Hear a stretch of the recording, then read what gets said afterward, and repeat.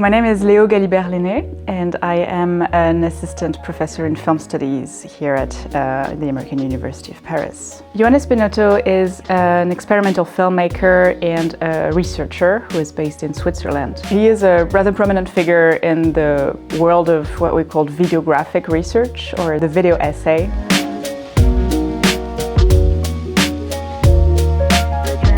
What Johannes does is that he reworks these images that he appropriates and re-edits them, remixes them as a way of studying what they meant when they were made, what they mean today.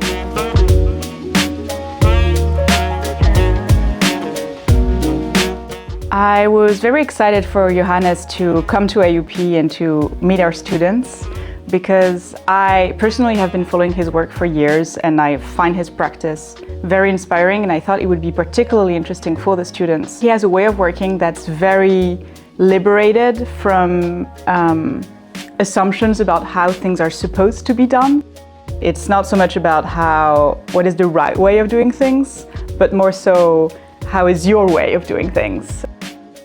The workshop that Johannes did in the class really exemplified that, because Johannes brought some of the techniques that he uses in his own practice and then designed a really generous space for the students to experiment with their own material.